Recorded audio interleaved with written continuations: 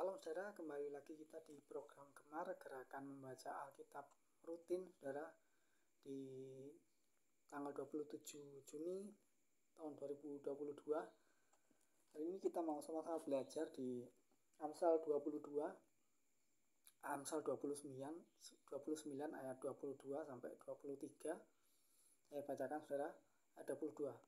Si pemarah menimbulkan pertengkaran dan orang yang lekas gusar banyak pelanggarannya. Ya saudara, Amsal 29 ayat 22 ini mengingatkan kita untuk tidak menjadi seorang yang pemarah saudara. Sini dikatakan pemarah. Pemarah itu berarti gampang sekali menjadi marah saudara. Jadi sini juga dikatakan dan orang yang lekas gusar.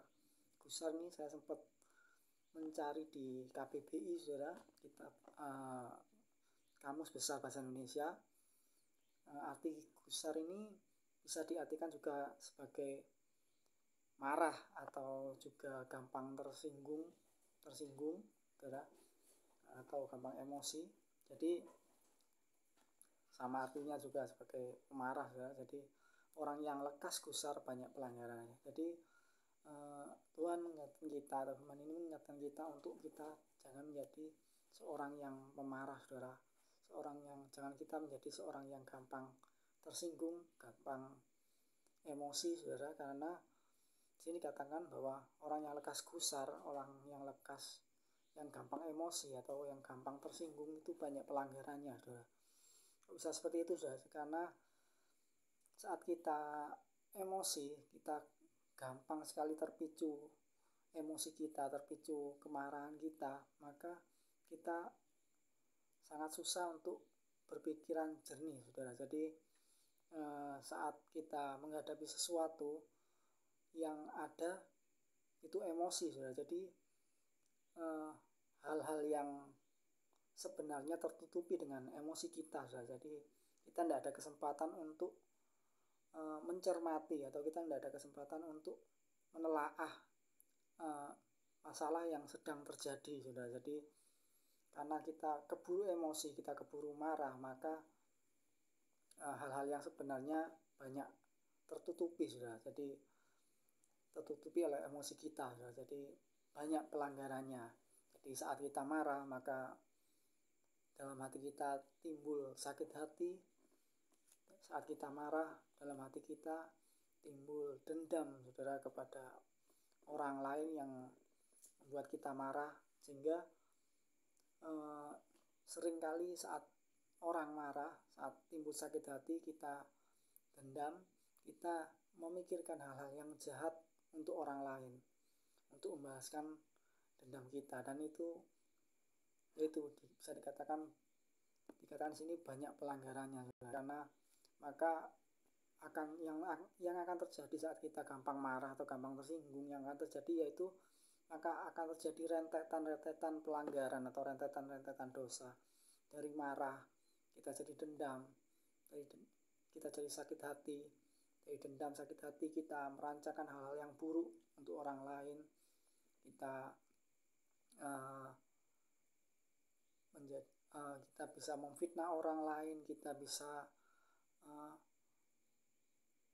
menyiarkan atau membicarakan hal yang buruk tentang orang lain. Kita bahasanya kita menceritakan hal-hal yang tidak baik tentang orang lain kepada orang lain juga sudah. Jadi banyak sekali rentetan hal-hal yang buruk atau pelanggaran yang akan terjadi saat kita gampang marah atau saat kita gampang tersinggung sudah. Jadi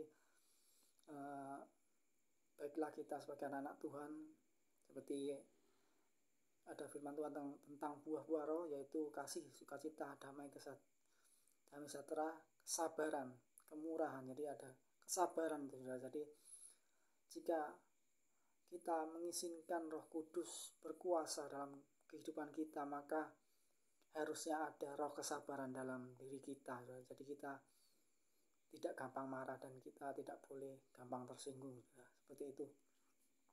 Ayat 23. Keangkuhan merendahkan orang, tetapi orang yang rendah hati menerima pujian.